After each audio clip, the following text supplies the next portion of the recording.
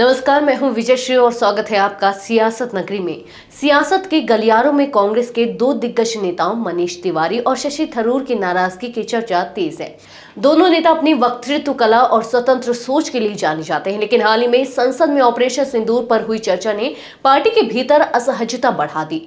तिवारी और थरूर दोनों विदेश में जाकर इस मुद्दे पर भारत का पक्ष रख चुके हैं, लेकिन जब बारी आई संसद में बोलने की तो कांग्रेस ने उन्हें मौका नहीं दिया।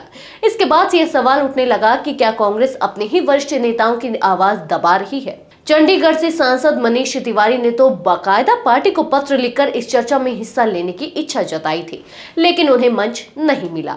वहीं तिरुवनंतपुरम से सांसद शशि थरूर से पार्टी ने संपर्क तो किया, मगर उन्होंने भारतीय बंदरगाह विधेयक पर बोलने की इच्छा जताई और सिंदूर बहस से किनारा कर लिया। इस घटना के बाद पार्टी के भीतर खींचतान की खबरें तेज हो गई। इसी बीच कांग्रेस महासचिव और वायनाड से सांसद प्रियंका गांधी सक्रिय दिखी। पहले उन्होंने संसद परिसर में मनीष तिवारी से मुलाकात की और हाल ही में शशि थरूर से भी बातचीत की तस्वीर सामने आई। अब सवाल उठ रहा है, क्या प्रियंका गांधी पार्टी के भीतर के असंतोष को शांत करने में जुट गई है या फिर यह कांग्रेस के भीतर गहराते मतभेद का संकेत है। प्रधानमंत्री नरेंद्र मोदी ने भी इस मुद्दे को भुनाने में देर नहीं की। उन्होंने लोकसभा में बिना नाम लिए कांग्रेस पर तंज कसा कि कुछ नेताओं को विदेश में बोलने दिया गया, लेकिन संसद में उनका माइक बंद कर दिया गया। मोदी का यह बयान सीधे कांग्रेस के भीतर की असहमति की ओर इशारा करता है। खास बात यह रही कि जब प्रधानमंत्री ने यह टिप्पणी की तब शशि थरूर मुस्कुराते नजर आए। प्रियंका गांधी केरल से सांसद बनने के बाद लगातार संसद में सक्रिय रही हैं।